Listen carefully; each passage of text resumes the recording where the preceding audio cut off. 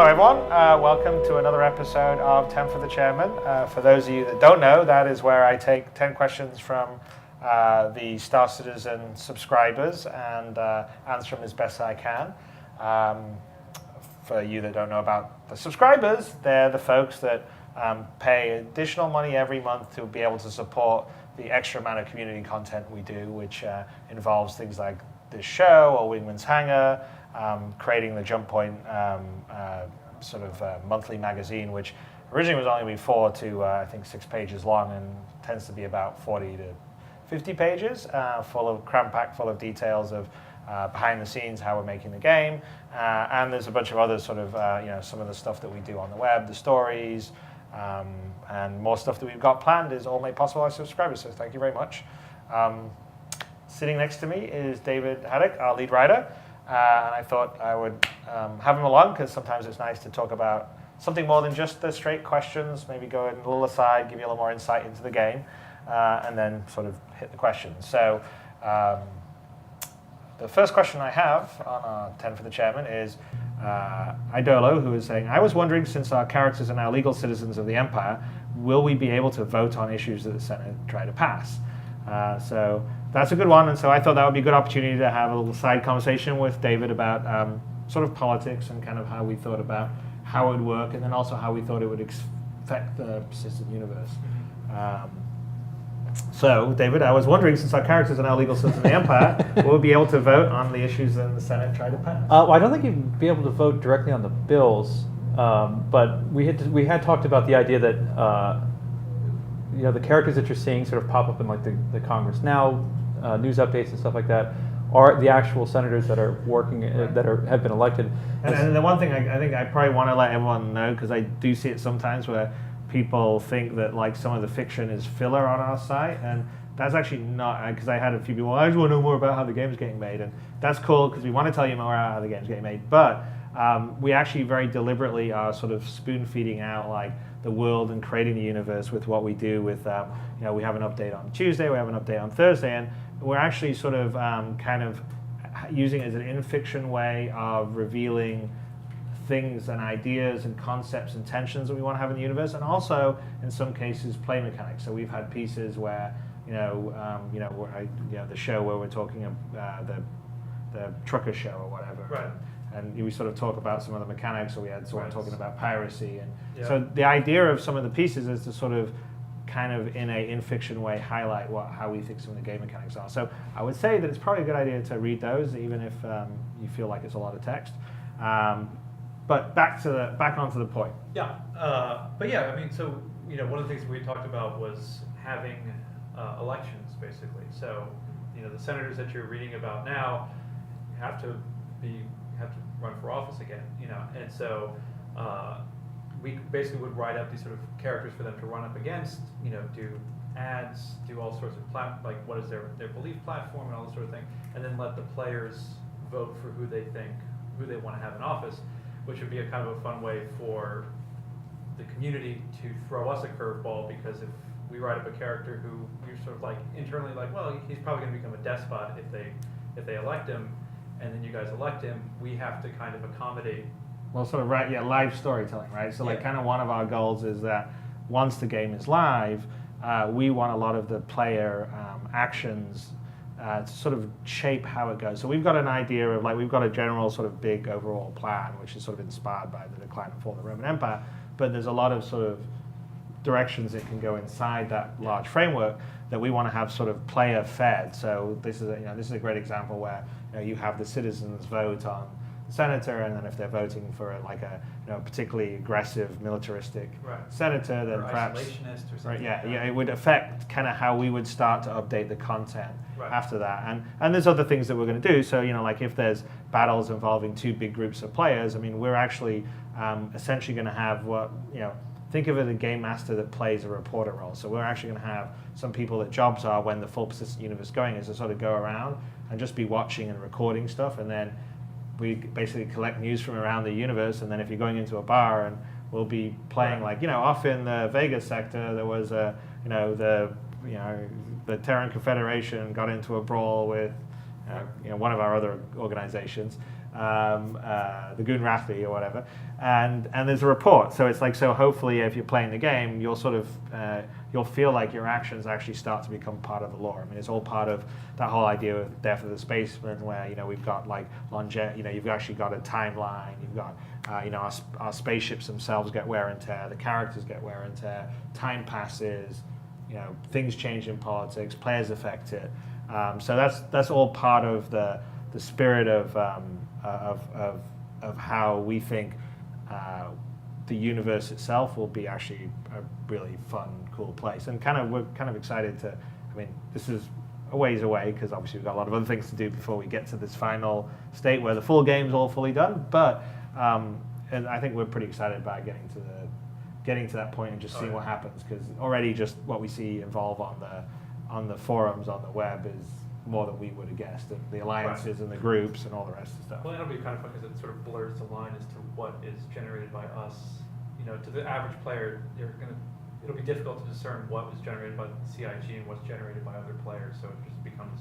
Yeah, and I think it would be great. I mean, it's almost like we will be editorial, right, for the player-generated content, which in some ways is also what we're doing with, like, the next great Starship. I mean, that is going to be user-generated content that is editorialized.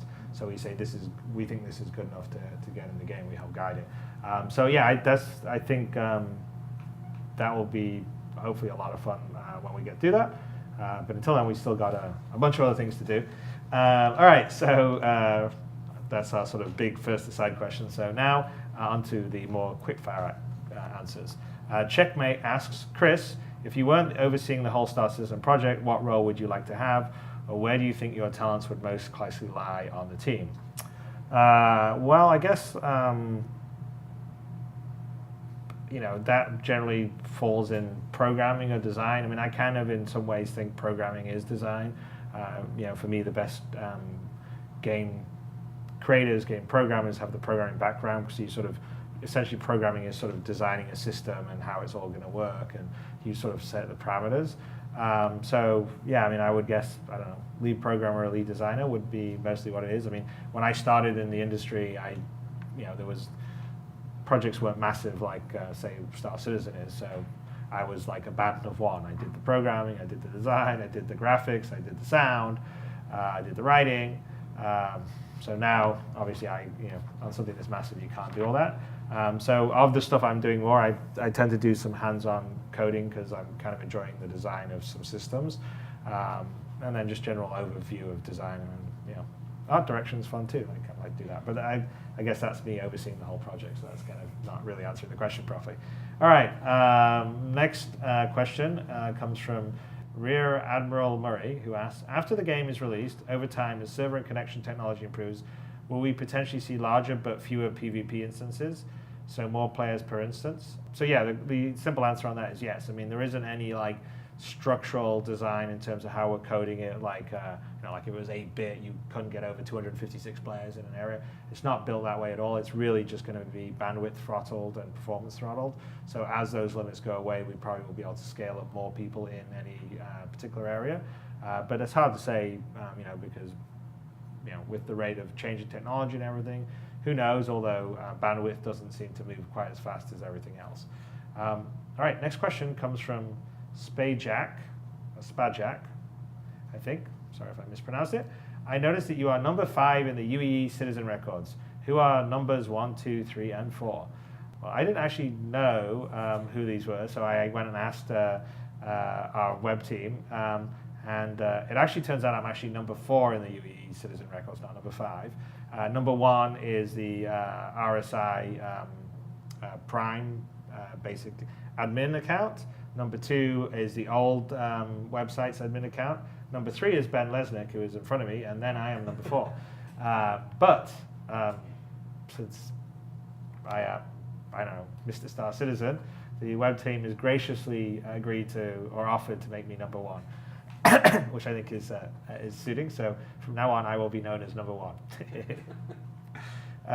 Okay, next question from Uncle Mo. Can you tell us more about your goals for the shooter portion of Star Citizen? Will it be an awesome first-person shooter or some sort of third-person tab-targeting style shooter? Will it focus on PvE or PvP or both? Well, I'm all about awesome first-person shooters. So it's not likely to be third-person tab style targeting shooter. Haven't decided whether you'll be able to sort of pop out to see yourself in third person or not, because sometimes the character's really cool to look at. But in general, it's designed as a first-person game. Crisis is a first-person game.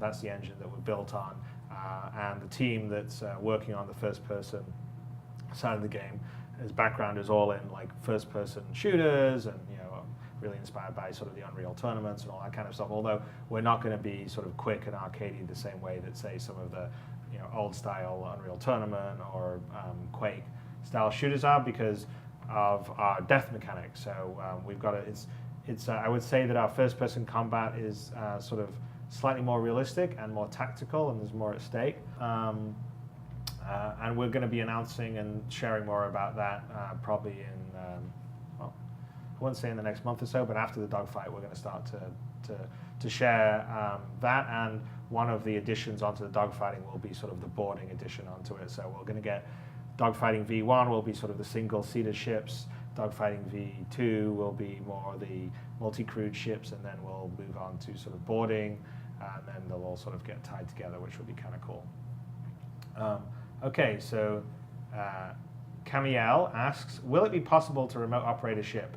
If I have two transports and want to take both on a mission by myself, will it be possible to connect these two, e.g. Starfarer's belly against belly? I would say not really. I don't think we have any plans for that. You certainly will be able to hire either an NPC or another player to fly your second ship for you, with the risks that you have with that, i.e. are they good, are they not good, all the rest of stuff, but you certainly can hire, like I said, NPCs and other players to fly your other ships. Euro Warrior asks, will there be an engineering look for our ships, so we can walk around a selected ship in the hangar and see through the ship to see all the various systems? So we actually had a meeting earlier today where we were talking about sort of mobiGlas and what it can do, and so we're talking about a unified system that will be from mobiGlas potentially into your ship's sort of heads-up display, and even if you have a helmet on, into your helmet-mounted display. The mobiGlas will actually have a mode where like you can essentially do what the holotable does, but on your mobiGlas. And then there's some other engineering kind of stuff where you can manage systems, and we were also talking about having that happen on your mobiGlas, so you can sort of pull up the different systems you have on your ship and set them for different power ratings and all that kind of stuff. And I would think that the way we're doing the mobiGlas is it's sort of got an augmented reality, so you would like essentially pass the mobiGlas over your ship, and then like it highlights with like a hollow outline around over the elements that you're thinking about. So that would essentially be how you would sort of see the ship systems. So it'll be pretty cool. So there you go. Next question comes from Krell, who asks, will there be a reason to ever fly at less than max velocity, i.e. cruising speed, say 80% of maximum, using far less fuel or less wear on components? Will wear and upkeep be modeled, or some other reason not to always go as fast as the ship will fly? So yes, there will definitely be a reason to go less than max velocity. First off, if you're in a dogfight, you will be able to turn much tighter at a lower speed, or speed I should say, at a lower relative velocity to whoever you're dogfighting with or whatever sort of celestial object you're around, because you'll be able to turn a much tighter turn, because you'll be able to sustain, you tighter turn because your G's you're going to be G limited, right? So your flight control system will essentially keep you inside the limits of what your body can take. And if you're going very fast and you try to pull a tight turn over a very short period of time, you'll experience a huge amount of G's and you'll black out. And we're modeling G-lock and all that kind of stuff. So that will be a reason not to be flying at max velocity. Other reasons would be use of fuel, because when you're at max velocity, it's just like a car, you're not going to be as efficient.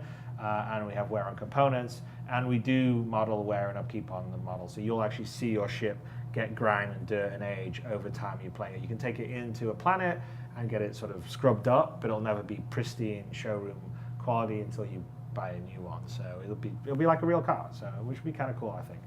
All right, so next question comes from Dreeper, who says, how satisfied are you with CryEngine so far? Are there any things you fear you cannot realize with it that would have been in your dream version of Star Citizen?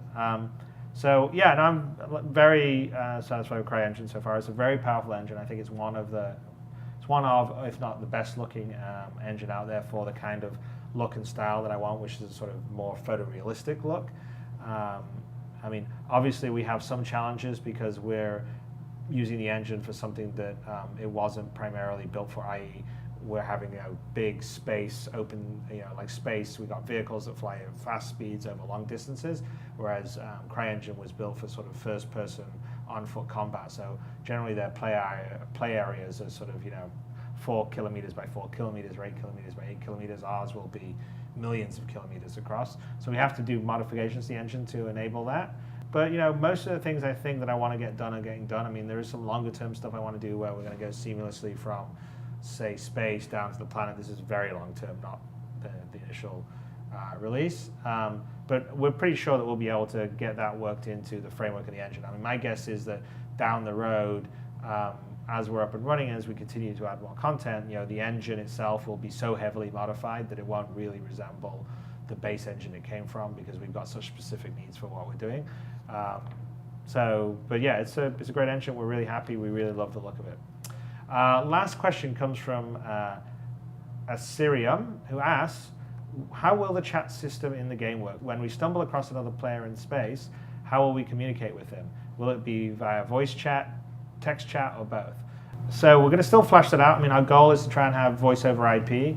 We're also going to try and have this technology which we've got up and running. So we'll probably have it called Live Driver, where you can talk, and the webcam on your computer is looking at your face, and it transcribes it to your avatar. So your avatar's mouth moves sort of along lines with what your mouth's moving, but you're hearing your voice. And we'll probably do some level of voice processing on it, because there's a lot of real-time filters that we can apply in the sound system that we're going to use. So it'll be cool. It'll be sort of like I'll be talking to you as a pilot. We're going to let people hail other people, and then if someone accepts the hail, then you can talk to them, because you also don't want people just always abusing you and spamming you. If you don't want to use voice chat, you could also be using sort of text chat in a box. So you'll hopefully have both those options. So voice over IP is definitely part of our plan. So far we're planning to have it in. Probably won't be in for dogfighting V1.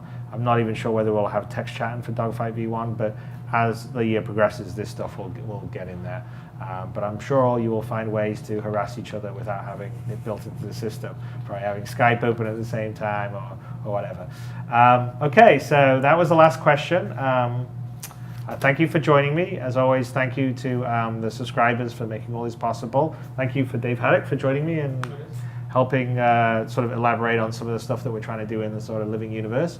And thank you to all the backers out there for helping us make basically this dream game for us all to play, and hopefully for you guys to play.